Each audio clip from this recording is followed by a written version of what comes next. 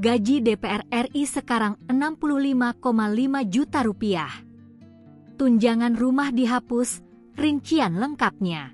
Pimpinan DPR RI dan seluruh ketua fraksi partai politik di DPR RI telah sepakat menghapus tunjangan rumah dan pemangkasan sejumlah tunjangan fasilitas anggota dewan.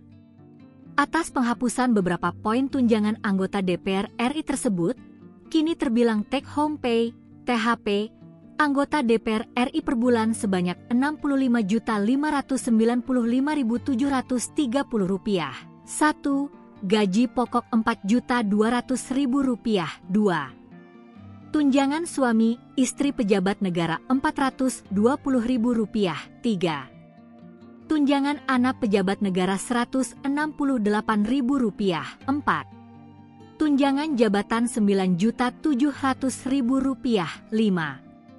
Tunjangan beras pejabat negara Rp289.680. 6. Uang sidang, paket Rp2 juta. 7.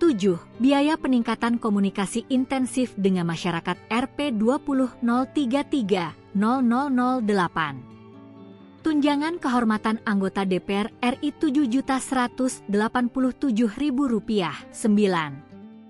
Peningkatan fungsi pengawasan dan anggaran sebagai pelaksana konstitusional Dewan Rp4.830.000. 10. Fungsi legislasi Rp8.461.000. 11. Fungsi pengawasan Rp8.461.000. 12. Fungsi anggaran Rp8.461.000. Jika ditotal seluruh tunjangan tersebut mencapai Rp74.210.680,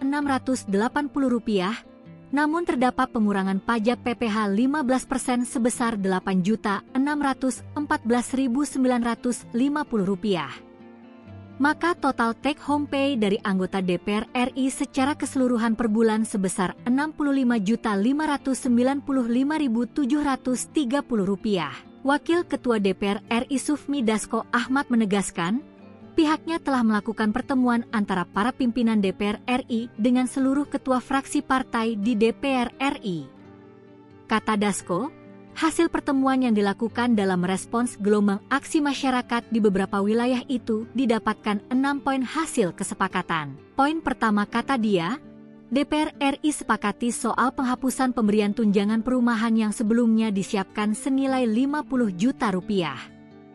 Poin kedua, DPR melakukan moratorium kunjungan kerja ke luar negeri DPR sejak terhitung 1 September 2025, terkecuali menghadiri undangan kenegaraan.